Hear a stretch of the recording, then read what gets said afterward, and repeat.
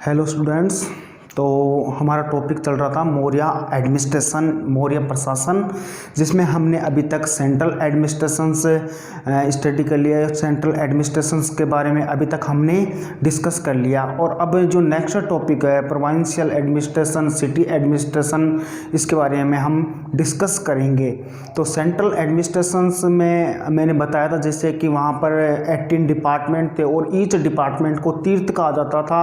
और कई प्रमुख जो तीर्थ थे वहाँ पर जो डिपार्टमेंट थे उनके जो ऑफिसर्स हुआ करते थे उनके पोस्ट के बारे में भी हमने डिस्कस किया था। जैसे समाहर्ता था, सन्निधाता था और भी कई वेरियस पोस्ट थी, उसके बारे में हमने सेंट्रल एडमिनिस्ट्रेशन के में देखा था। अब हम जो नेक्स्ट जो टॉपिक है उसके बारे में देखेंगे, प्रोविंशियल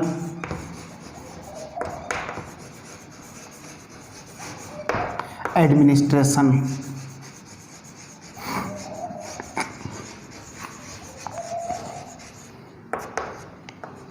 प्रोविंशियल एडमिनिस्ट्रेशन प्रांतीय प्रशासन से तो मौर्य पीरियड यानी कह सकते हैं कि जब एम्परर अशोका का शासन था तब जो ये मौर्य जो एम्पायर था वो 5 प्रोविंस में डिवाइड था।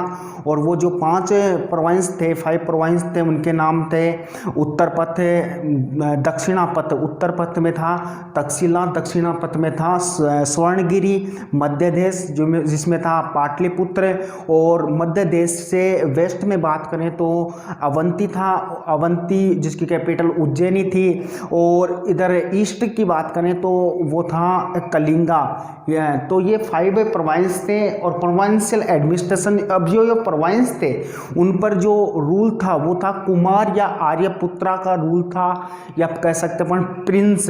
तो इनका रूल था किस पर, इनका जो एडमिनिस्ट्रेशन था, या कह सकते हैं कि इनका जो प्रोविंस का जो एडमिनिस्ट्रेशन था उसको हैंडल करता था उस व्यक्ति का नाम था प्रिंस, या उसको और भी कई नामों से जाना जाता था, जैसे कुमार या आर्यपुत्र के नाम से जाना जाता था। इसके बाद में हम बात करते हैं तो देखो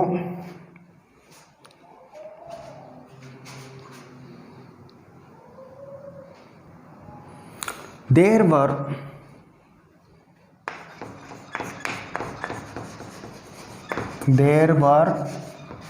5 provinces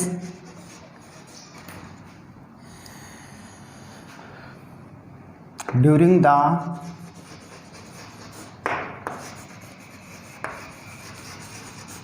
reign of अशोका। तो 5 प्रोविंस थे टोटल, यानी कह सकते हैं मौर्य जो पीरियड था उस जिस समय अशोका का शासन था मौर्य पीरियड में, उस समय 5 प्रोविंस थे, या प्रोविंशियल एडमिनिस्ट्रेशन 5 पार्ट्स में डिवाइड था। उसको हम इससे भी समझ सकते हैं, जैसे उत्तर में था उत्तर पथ, या कह सकते हैं कि उत्तर में था उत्तर पथ, दक्षिण में था दक्षिण पथ, या कह सकते दक्षिणापथ, मध्य में था मध्य देश, ईस्ट में था अवंती, वेस्ट में था अवंती, और ईस्ट में था कलिंगा। इस प्रकार 5 थे। उत्तर पथ जिसको कह सकते हैं तक्षशिला, मध्य देश पाटलिपुत्रा, दक्षिण पथ सुवर्णगिरी, अवंती और कलिंगा। तो ये 5 प्रोविंस थे जिसके नाम है उत्तर पथ। उत्तर में जो प्रोविंस था उसका नाम था उत्तर पथ तक्षशिला, बीच में था या मिडल में था उसका था मध्य देश या पाटलिपुत्रा, दक्षिण में था दक्षिणापथ या स्वर्णगिरी, मध्य देश के वेस्ट में बात करें तो अवंती उज्जैनी, और ईस्ट में बात करें तो कलिंगा। तो ये 5 प्रोविंस थे। इन प्रोविंस का जो एडमिनिस्ट्रेशन था वो किसके हाथों में था, या कह सकते हैं administration of these provinces governed by a persons called Aryaputra या कुमारा। तो 5 प्रोविंस थे there were 5 province during the reign of Ashoka, Ashoka के शासन के दौरान 5 प्रोविंस थे, सच एज तक्षशिला उत्तर में या नॉर्थ में, सुवर्णगिरी दक्षिण में, Avanti Kalinga and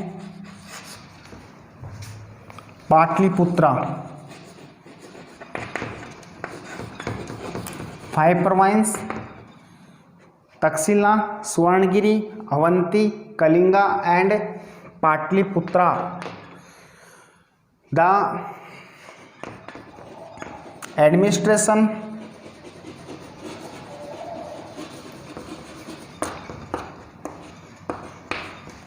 of these provinces governed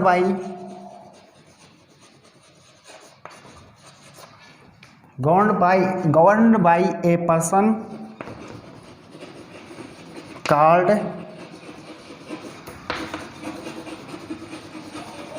Kumara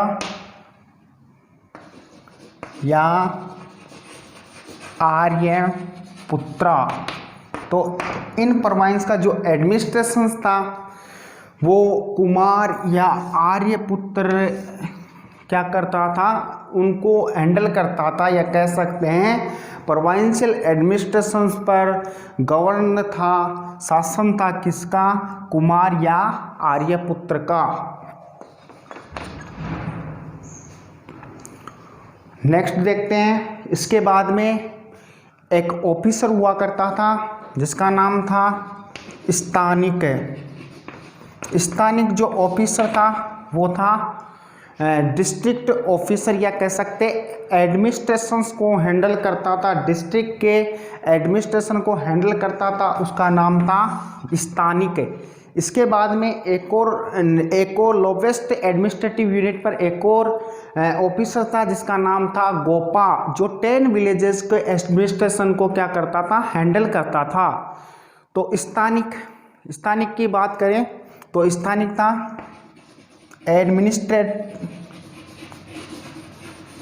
administrative officer of district या कह सकते हैं जो जिला होता था उसका प्रशासकीय अधिकारी होता था, उसका नाम था स्थानिक, और ये वर्क करता था under the supervision of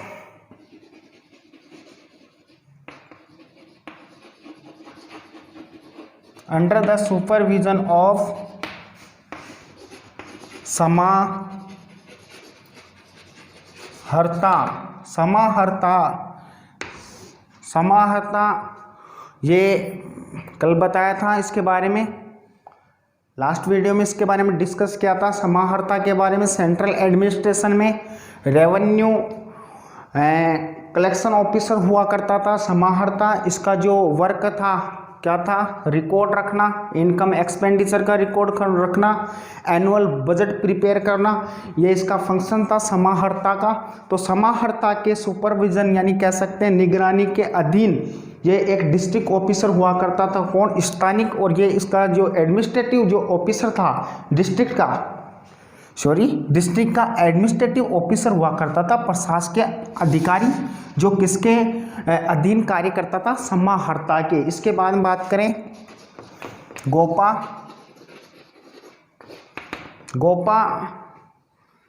lowest या कह सकते हैं जो लोवेस्ट एडमिनिस्ट्रेटिव ऑफिसर था उसका नाम था गोपा, जो लगभग या कह सकते हैं अबाउट जो 10 विलेजेस थे उनका जो एडमिनिस्ट्रेशन था वो किसके हाथ में था, 10 विलेजेस का जो एडमिनिस्ट्रेशन था वो हाथ में था किसके, गोपा के। तो गोपा होता था वो लोवेस्ट एडमिनिस्ट्रेटिव ऑफिसर हुआ करता था, या कह सकते हैं जो एडमिनिस्ट्रेटिव यूनिट थी लोवेस्ट उसका हेड था वो था गोपा। तो देखो the head of lowest administrative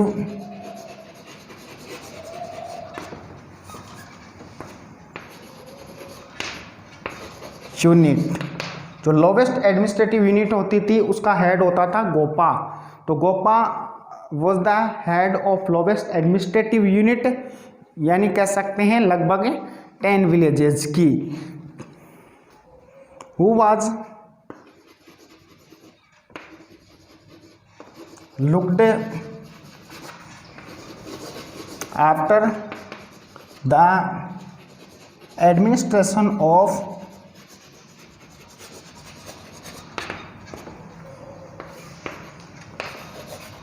ten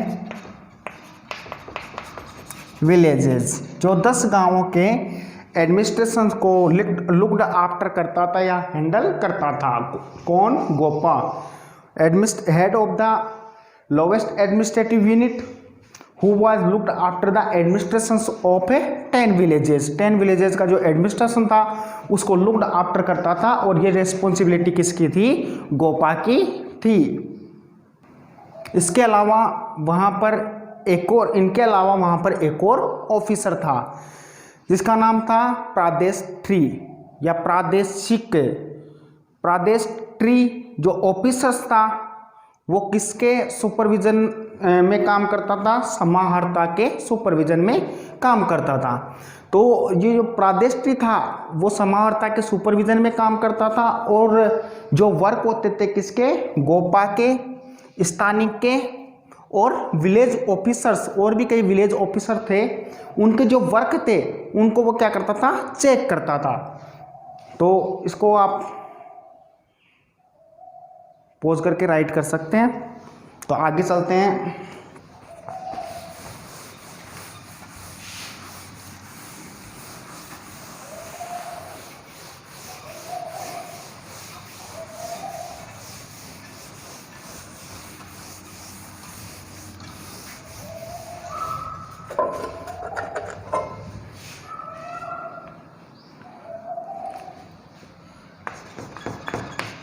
There was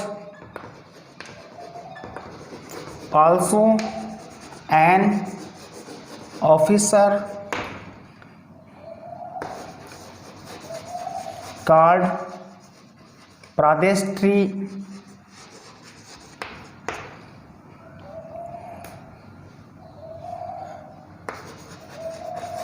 under the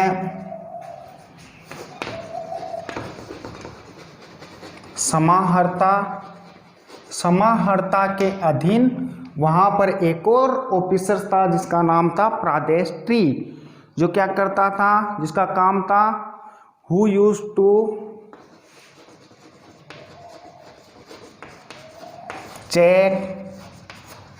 to check the work of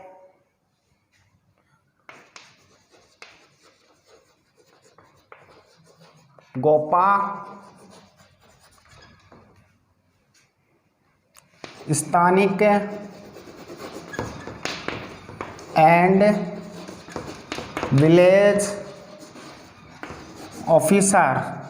तो जो भी गोपा का वर्क होता था, स्थानिक का वर्क होता था, या विलेज ऑफिसर के जो वर्क थे उनको चेक करता था कौन? प्रादेष्ट्री। और ये एक ऑफिसर था प्रोविंशियल एडमिनिस्ट्रेशन में। तो हमने देखा प्रोविंशियल एडमिनिस्ट्रेशन में अशोका के टाइम के दौरान जो प्रोविंस थे, 5 प्रोविंस थे। मौर्य किंगडम में या मौर्य एम्पायर में जो 5 प्रोविंस थे वो कौन कौन से थे? Takshashila, Pataliputra, Swarnagiri, Avanti and Kalinga. In province पे किसका रूल था? तो आर्य या आर्यपुत्रा या कुमार का इन पे रूल था।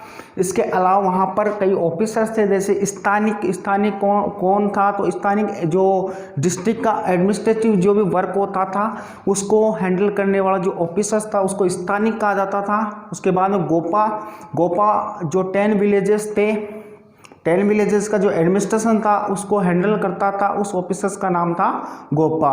इसके अलावा वहाँ पर एक और ऑफिसर था जिसका नाम था प्रादेष्ट्री, जो वर्क को चेक करता था किसके वर्क के, गोपा, स्थानिक और विलेज ऑफिसर्स के जो वर्क होते थे उनको चेक करता था। अब हम देखते हैं नेक्स्ट है प्रोविंशियल एडमिनिस्ट्रेशन हमने पढ़ लिया, इससे पहले हमने सेंट्रल एडमिनिस्ट्रेशन देखा था। अब प्रोविंशियल एडमिनिस्ट्रेशन, अब नेक्स्ट चलते हैं सिटी एडमिनिस्ट्रेशन।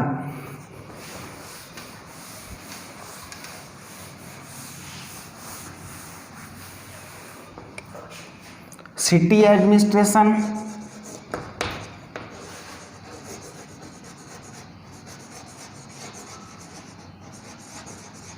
तो सिटी एडमिनिस्ट्रेशन को रन करने के लिए वहाँ पर टोटल नंबर ऑफ मेंबर्स कितने थे, 30 मेंबर्स थे। 30 मेंबर्स को 6 कमेटीज़, जिसमें एवरी कमेटीज़ में 5 मेंबर्स थे, इस प्रकार डिवाइड किया गया। सिटी एडमिनिस्ट्रेशन को रन करने के लिए टोटल जो मेंबर्स थे वो कितने थे, 30। उन 30 मेंबर्स में 5 मेंबर्स के ग्रुप किए गए और उसको 6 कमेटीज़ में डिवाइड किया गया। अब उनके कई वर्क थे, जैसे फर्स्ट कमेटीज़ होती थी वो इंडस्ट्रीज़ को हैंडल करती थी, या कह सकते हैं फंक्शनिंग ऑफ इंडस्ट्री, जो भी इंडस्ट्रीज थे या स्कल्पचर की जो भी वर्क थे उनको हैंडल करने के लिए फर्स्ट कमेटी रेस्पॉन्सिबल थी। सेकंड कमेटी थी वो जो भी फॉरेनर थे, या कह सकते हैं फॉरेनर जो विदेशी जो भी व्यापार था, या कह सकते हैं फॉरेन ट्रेड, उसके लिए रेस्पॉन्सिबल थी सेकंड कमेटी। थर्ड कमेटी थी वो थी जो बर्थ और डेथ यानी जन्म और मृत्यु का जो लेखा जोखा रखने का, या कह सकते हैं उसको मेंटेन करने का जो कार्य था वो थर्ड कमेटी करती थी। फोर्थ कमेटी थी वो ट्रेड और कॉमर्स के जो भी मैटर्स होते थे उसको हैंडल करती थी। फिफ्थ कमेटी थी वो इंस्पेक्टिंग करती थी सेल्स ऑफ जो सेल होती थी या बिक्री होती थी उसको इंस्पेक्टिंग, यानी उस पर इंस्पेक्टिंग का मतलब होता है निगरानी का जो कार्य था वो फिफ्थ कमेटी के पास था। और सिक्स्थ कमेटी थी वो सेल टैक्स के रूप में जो भी वस्तुएं सेल होती थी उन पर वो सेल टैक्स के रूप में कुछ टैक्स लेती थी। तो ये 6 कमेटीज थी सिटी एडमिनिस्ट्रेशन में। टोटल नंबर ऑफ मेंबर्स थे 30 और उनको 6 कमेटीज में डिवाइड किया गया था। ईच कमेटी में 5 मेंबर्स थे। तो देखते हैं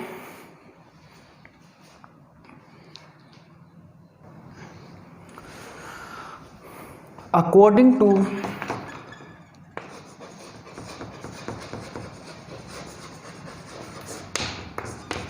मेगास्थनीज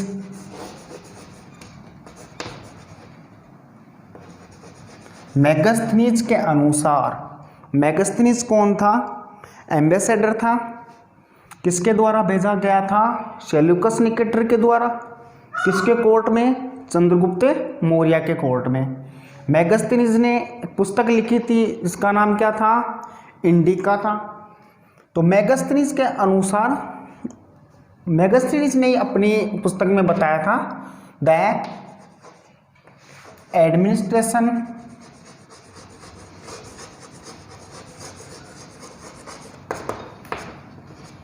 ऑफ द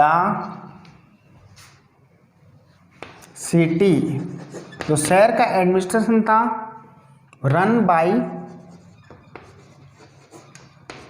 30 मेंबर्स। कितने मेंबर्स के द्वारा रन किया गया था? 30 मेंबर्स का। डिवाइडेड इनटू, या कह सकते हैं विच वाज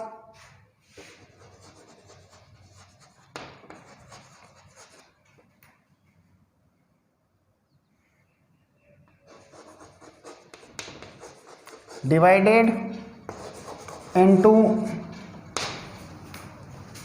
6 कमिटीज। 6 कमिटीज में डिवाइड किया गया था। ईच कमिटी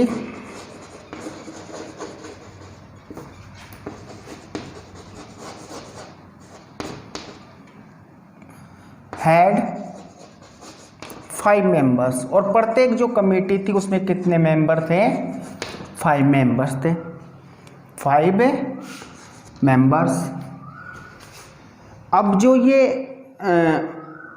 5 मेंबर इस कमेटी में थे, इनकी कुछ रेस्पॉन्सिबिलिटी भी थी। फर्स्ट जो कमेटी थी वो क्या करती थी, तो इसको हम देखेंगे। First committee,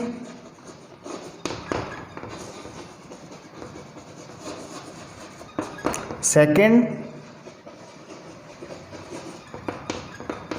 third, fourth, fifth, sixth.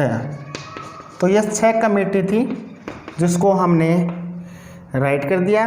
अब उसका कुछ फंक्शन देखेंगे या वर्क देखेंगे। वर्क क्या था, फर्स्ट वाली जो कमेटी थी उसका वर्क था inspecting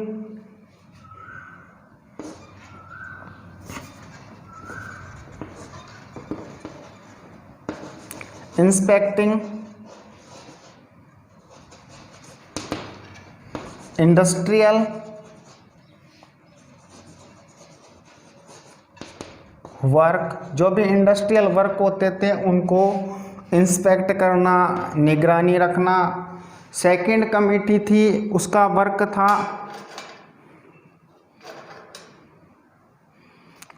overseeing of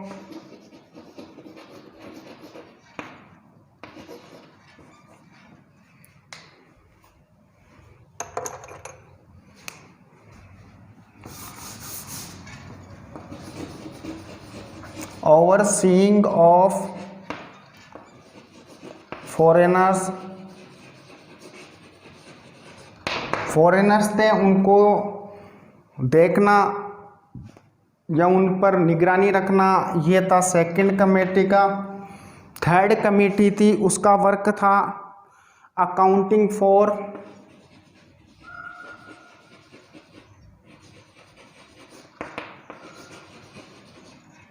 birth and death, जन्म और मृत्यु का अकाउंटिंग करना। फोर्थ कमेटी थी, उसका वर्क था सी ट्रेड एंड कॉमर्स। ट्रेड और कॉमर्स से रिलेटेड जो भी वर्क थे उनको देखभाल करना या उनको हैंडल करना। फिफ्थ कमेटी थी, उसका वर्क था इंस्पेक्टिंग सेल। जो भी बिक्री होती थी या कोई भी सामान की बिक्री होती उसको इंस्पेक्टिंग करने का। सिक्स्थ कमेटी थी, उसका जो फंक्शन, उसका जो वर्क था, उसका वर्क था collecting 1/10 part of sale price. कोई भी सामान बेचा जाता था उसका 1/10 पार्ट, यानी 1/10 का मतलब हो गया 10वां भाग, उसको कलेक्ट करने का। तो इस प्रकार जो सिटी एडमिशन था उसमें टोटल नंबर ऑफ मेंबर्स कितने थे, 30 मेंबर्स थे। कितनी कमिटीज़ में डिवाइड था, 30 मेंबर्स का जो ग्रुप था वो 6 कमिटीज़ में डिवाइड था। प्रत्येक कमेटी में कितने मेंबर्स थे, 5 मेंबर्स थे। और सबका जो वर्क था वो भी क्या था, डिफरेंट या अलग अलग था। फर्स्ट कमेटी थी, फर्स्ट कमेटी में 5 मेंबर्स, सेकंड में 5, थर्ड में 5, फोर्थ में 5, फिफ्थ में 5 और सिक्स्थ में 5 मेंबर्स। तो इनका जो फंक्शन था या वर्क था वो क्या था, इंस्पेक्टिंग। फर्स्ट कमेटी थी, उसका काम था इंस्पेक्टिंग इंडस्ट्रियल वर्क। कोई जो भी इंडस्ट्रियल वर्क थे उनको इंस्पेक्टिंग करना। सेकंड कमेटी थी, उसका काम था ओवरसीइंग ऑफ फॉरेनर्स। जो भी विदेशी थे उनको ओवरसीइंग करना, उन पर निगरानी रखना। Accounting for birth and death, birth और डेथ का अकाउंटिंग करना। सी ट्रेड एंड कॉमर्स, कॉमर्स और ट्रेड को में हैंडल करना या मेंटेन करना या उसको देखना। इंस्पेक्टिंग सेल, जो भी बिक्री होती थी राज्य में, सेल होती थी, उसको इंस्पेक्टिंग करना। और collecting 1/10 part of sale price. तो हमने देखा सिटी एडमिनिस्ट्रेशन। अब नेक्स्ट चलते हैं मौर्य पीरियड में जो मिलिट्री सिस्टम था, या कह सकते थे सैनिक तंत्र था, मिलिट्री सिस्टम, उसके बारे में देखेंगे।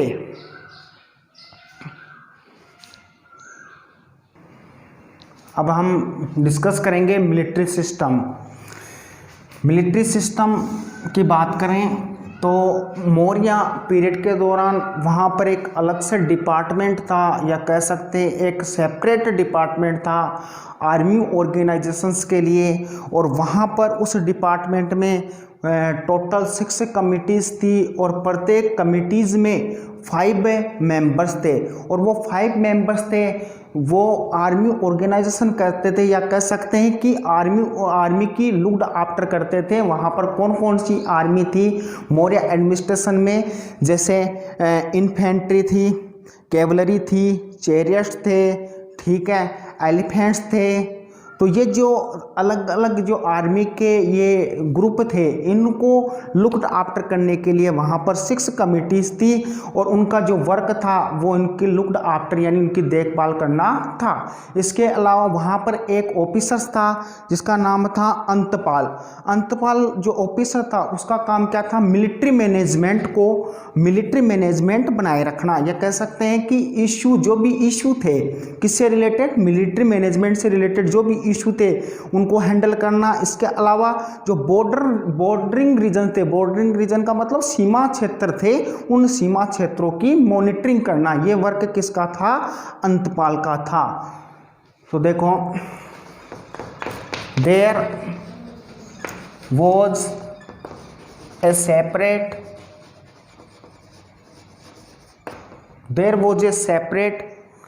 Military department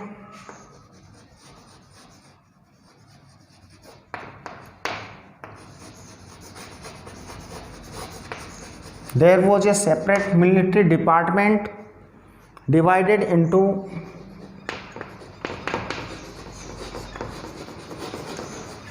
6 committees.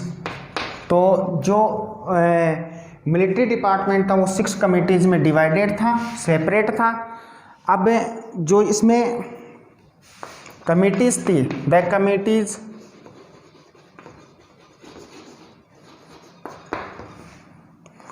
was used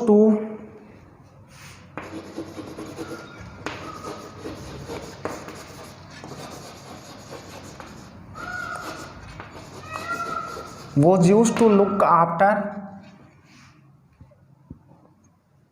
looked after 5 military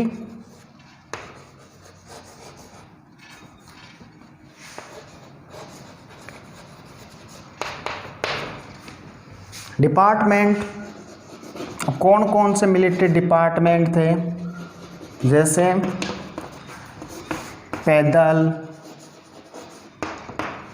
पैदल, इसके अलावा था अश्व, पैदल सेना, अश्व सेना, हाथी सेना, रथ एंड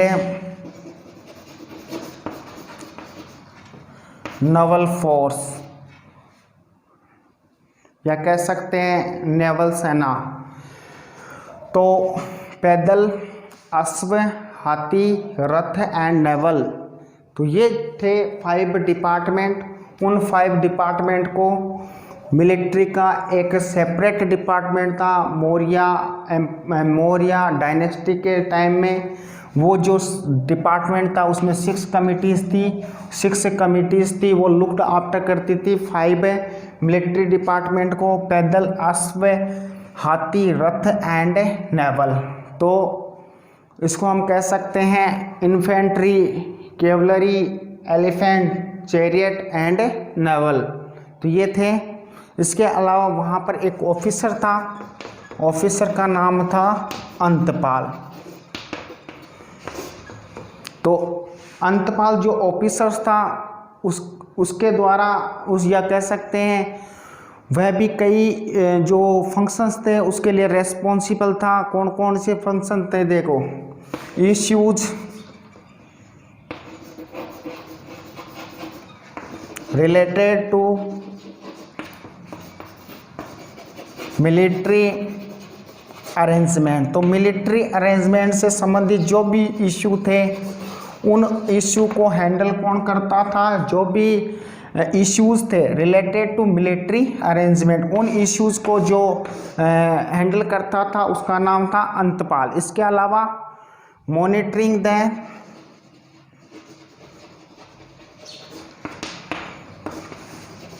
बॉर्डरिंग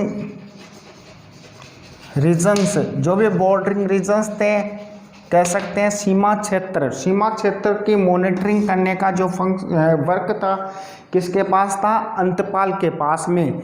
तो हमने पढ़ा मिलिट्री सिस्टम के लिए वहाँ पर एक सेपरेट मिलिट्री डिपार्टमेंट था, 6 कमिटीज में डिवाइडेड था। वो 6 जो कमिटीज थी वो 5 मिलिट्री डिपार्टमेंट को हैंडल करती थी, या कह सकते हैं लुक्ड आफ्टर, देखभाल करती थी। कौन कौन सी थी, infantry, cavalry, elephant, chariot and naval. उसको कह सकते हैं पैदल, अश्व, हाथी, रथ एंड नेवल। उसके अलावा वहाँ पर एक ऑफिसर था जिसका नाम था अंतपाल ऑफिसर था। उसके भी कुछ वर्क थे या फंक्शन थे। उसका काम क्या था देखो, issue related to military arrangement से संबंधित जो भी इशू थे उसको हैंडल करना, मेंटेन करना। इसके अलावा जो भी बॉर्डरिंग रीजन्स थे उनकी मॉनिटरिंग करना। तो ये मिलिट्री सिस्टम हो गया। अब हम देखेंगे किसके बारे में, अब हम देखेंगे जुडिशियल सिस्टम के बारे में। तो जुडिशियल सिस्टम में वहाँ पर जो किंग होता था, मौर्य डायनेस्टी के समय जो किंग होता था वही क्या था, सुप्रीम हेड था जस्टिस का। कह सकते हैं कि उस समय जो सुप्रीम हेड था किसमें, जुडिशियल सिस्टम में, वो कौन था, किंग था। इसके अलावा वहाँ पर 2 प्रकार के कोर्ट पाए जाते थे, एक था धर्मस्थीय, एक था कंटक शोधन। तो धर्मस्थीय जो कोर्ट था वो एक प्रकार का सिविल कोर्ट था। जैसे कोर्ट 2 प्रकार के होते हैं, सिविल एक है क्रिमिनल। तो धर्मस्थीय जो कोर्ट था वो सिविल कोर्ट था, और जो ये था कंटक शोधन जो कोर्ट था वो था क्रिमिनल कोर्ट। तो इसको हम नेक्स्ट वीडियो में देखेंगे।